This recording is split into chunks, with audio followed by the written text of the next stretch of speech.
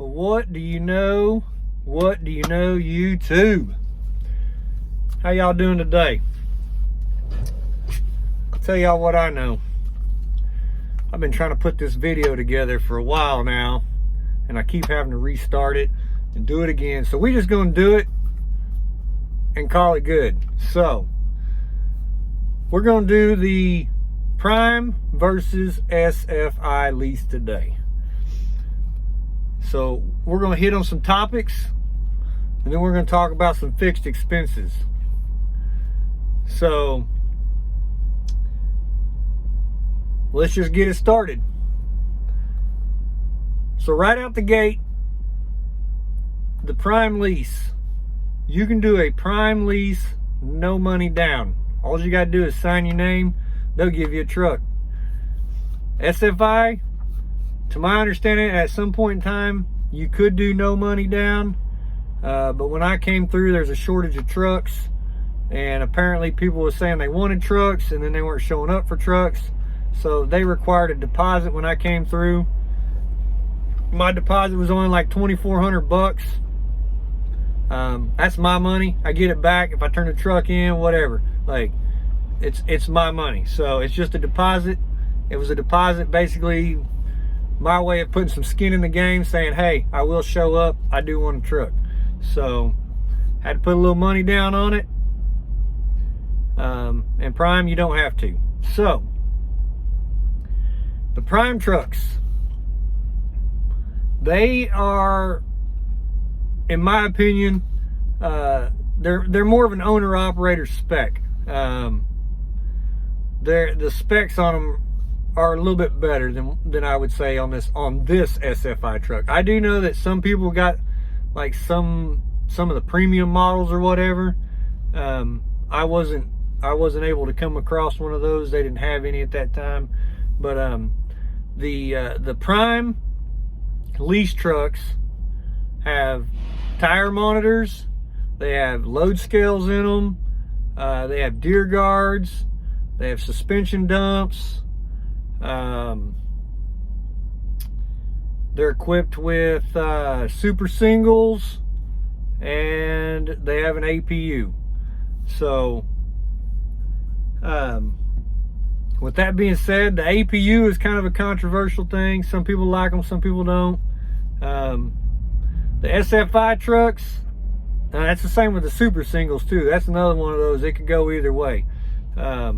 I could go either way on them, but I prefer duals. So the SFI trucks, the one I got is basically a base model fleet truck. It don't have any extras. It's got all the safety stuff. It's got the LED headlights, which is standard on these now.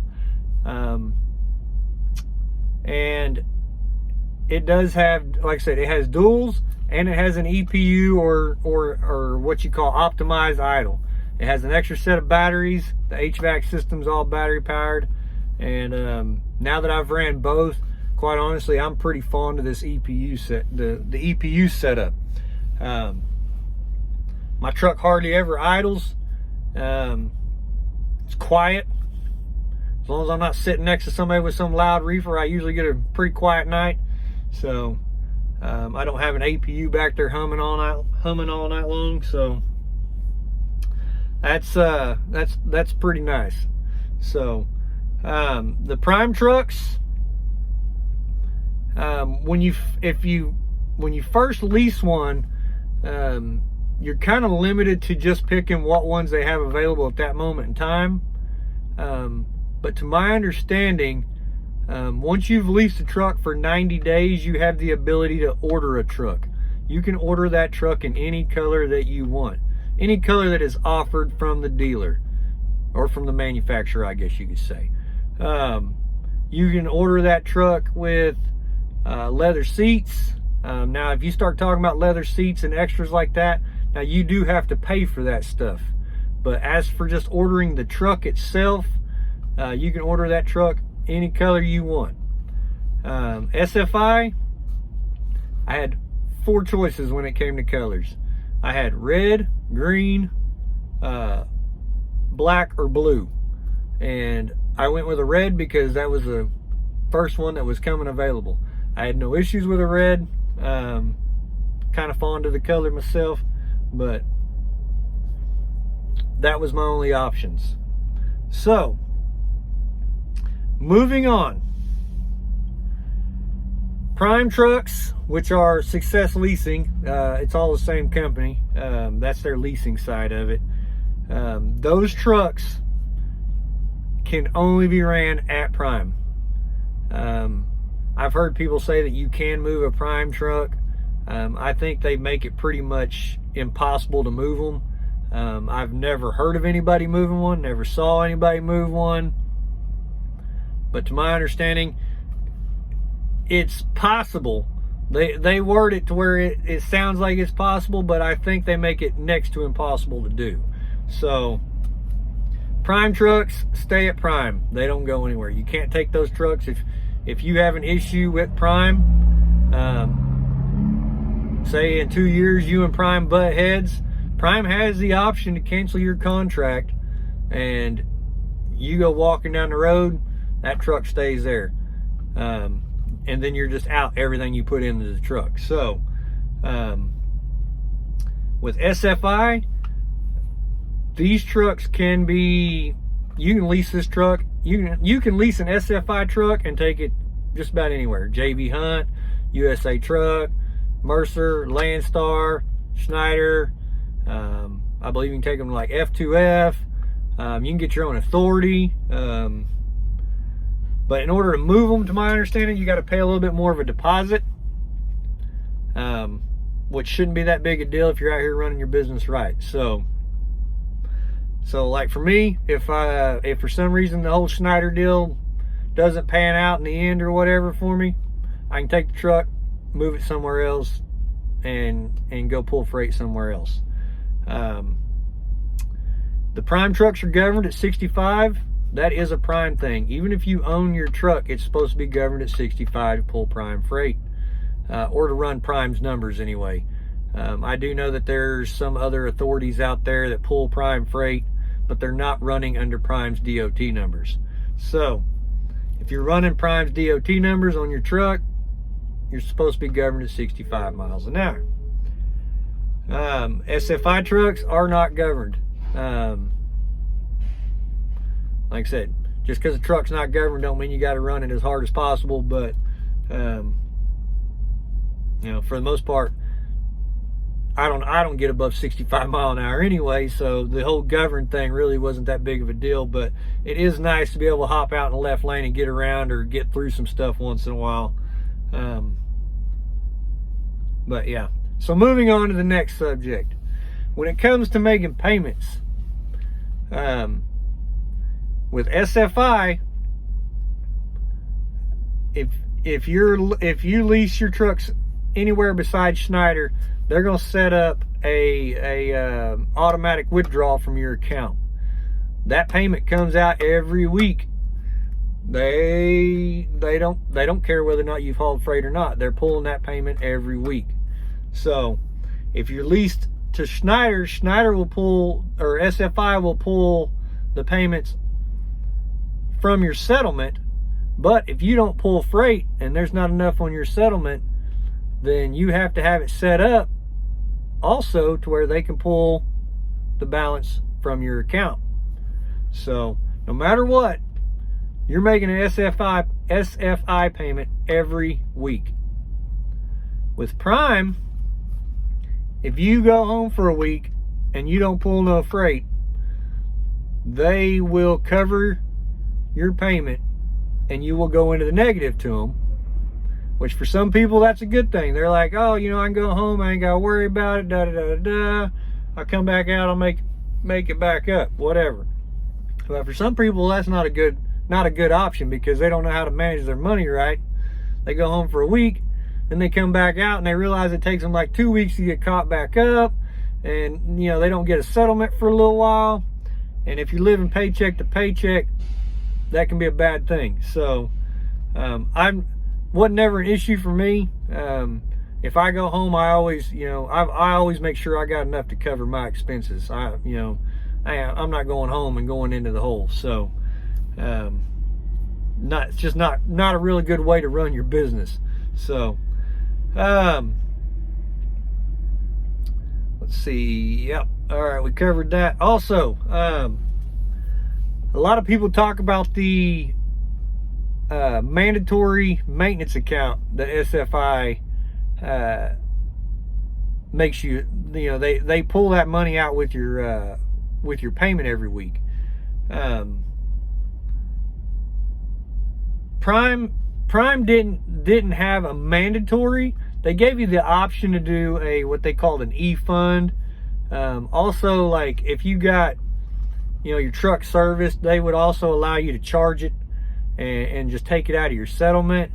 The whole mandatory thing with SFI doesn't bother me, because in my opinion, if you're running a truck out here over the road, you should have some sort of maintenance account set up that you should be putting money into every week. So to me, it's not that big a deal.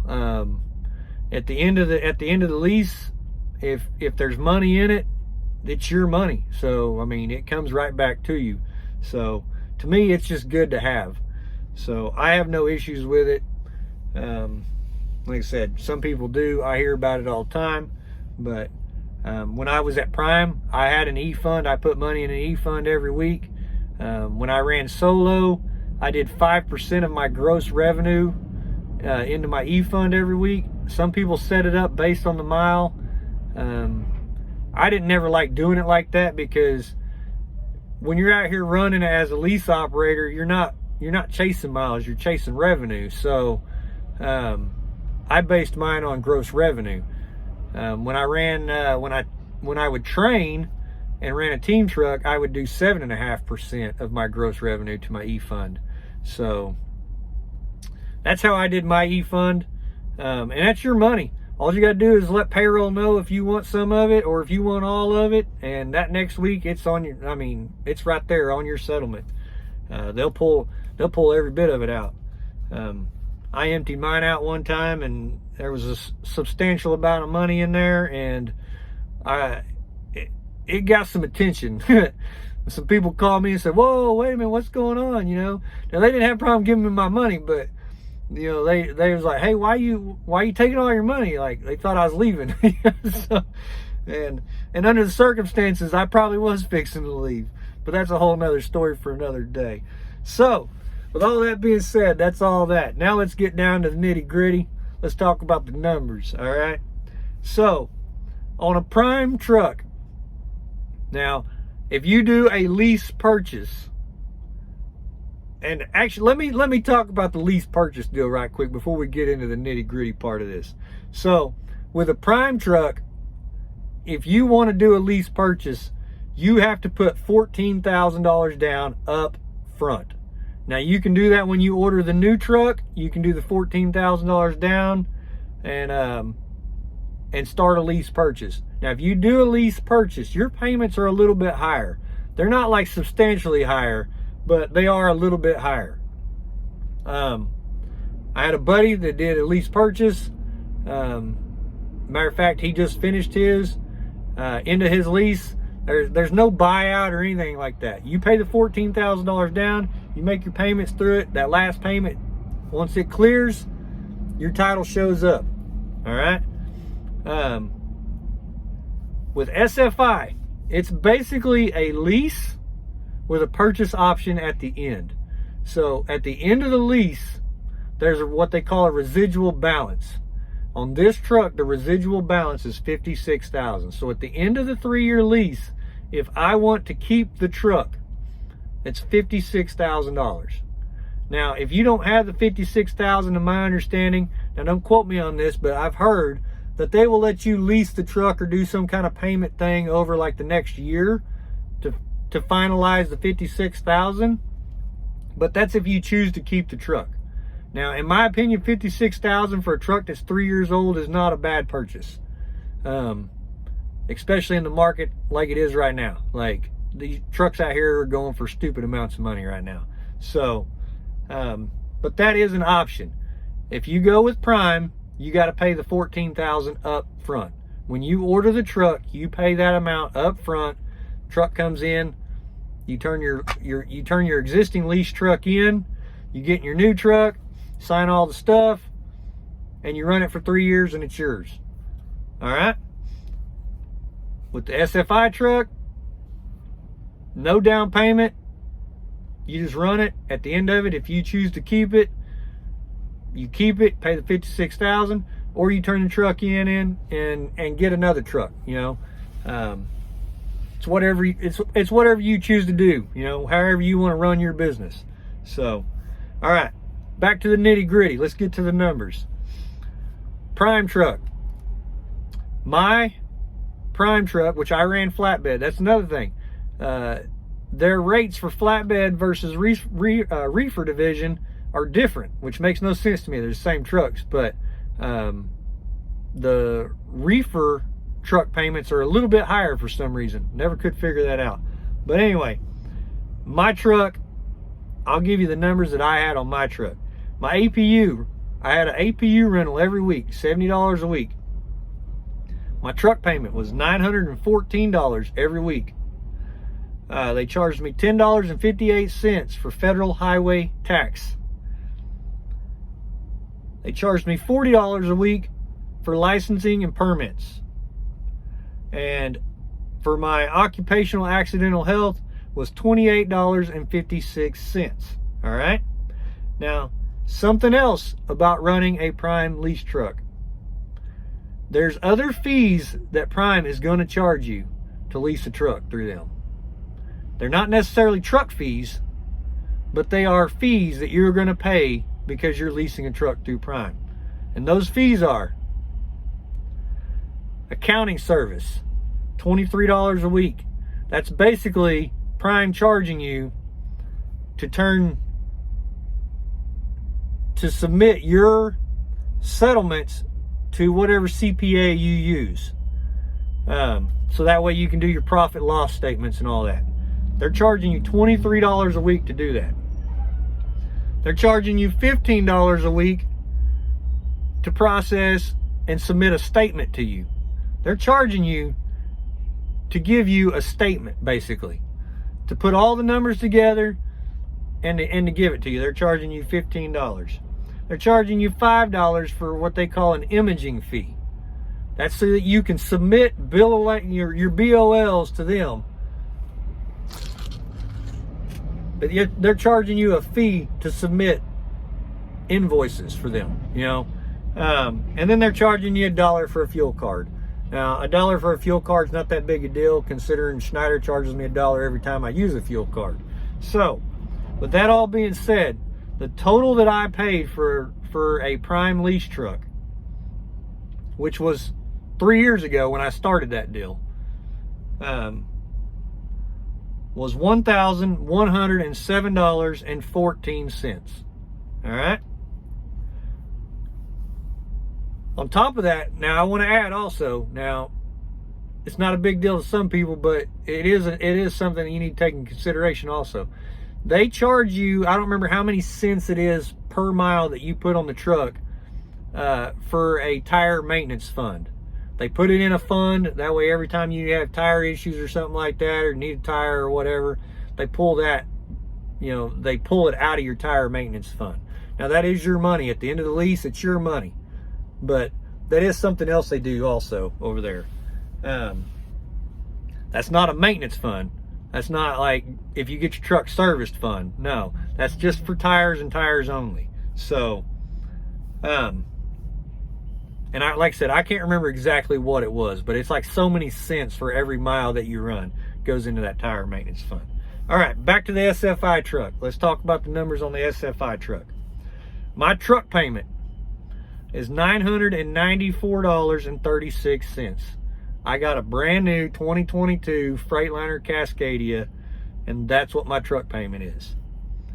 Now, the fees that I have to pay Schneider to be leased onto them, $8.05 for my bobtail insurance, $112.77 for the physical damage, $33.15 for occupational accidental health or whatever, $35.36 for my registration fees, which is my plates and all that. So that comes up to $1,183.69. So we're talking about, let's see, what was the difference on that? I meant to do that ahead of time.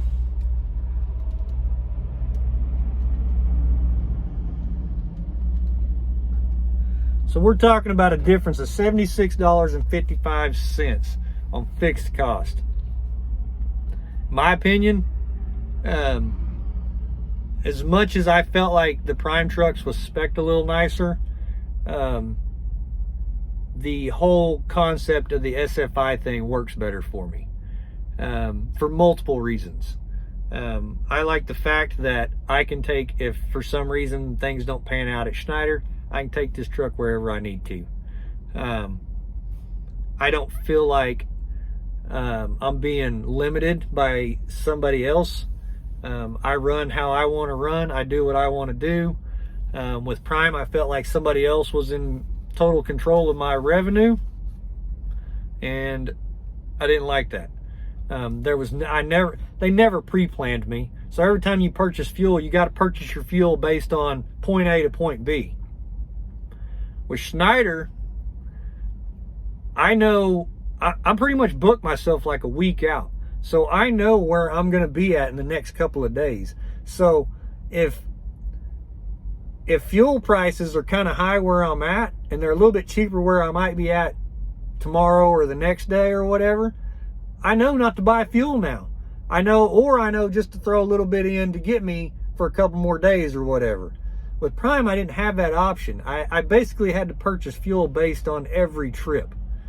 So I feel like when you know where you're going and how you're running, it kind of makes planning a little easier. So I like that a lot. I also like knowing where I'm going just as soon as I get unloaded, because if any of y'all have been out here for any extended time, sometimes finding a place to sit just while waiting on a dispatcher to send you a load can be kind of difficult. And then it never failed for me. I would always go to a truck stop, and then when they'd send me a load, I would learn that basically I backtracked. I went the wrong direction, but it was because I went to the closest truck stop. I went 30 miles this direction to go to a truck stop. Now I got to turn around and go backtrack to go this direction and go pick up my next load. With Schneider, I always know what direction I'm going. So that's another thing. I'm saving money there. I'm saving money when I'm buying fuel to a certain extent. Now, Prime gets some really good discounts. Don't get me wrong. To my understanding, they probably got some of the best fuel discounts in the industry. So yeah, that's something else to consider in all of it too. But like I said, I book my own loads. I go where I want to go. I go home when I need to go home, when I want to go home. And I don't haul cheap freight to go home. I mean, in my opinion, I don't haul cheap freight to go home compared to what I used to haul. So, I like this, like I said, I like this deal a lot better. It works for me. It don't work for everybody, but so far for me, it is working. And we'll see how it works out in the end. You know, I've still yet to determine whether or not this is a truck to keep, or if I want to run it for a little while and turn it in, whatever. But we'll see what happens in the long run. We'll cross that bridge when we get there. So with that being said, stay tuned. I'm on a new load coming out of Alabama, going up to Ohio. We'll cover that load tomorrow. We'll crunch the numbers on it, and we'll see what kind of rates we're getting here. So I'll talk to y'all on the next one. Hit the thumbs up, hit that subscribe button, and I'll talk to you tomorrow. Y'all have a good day.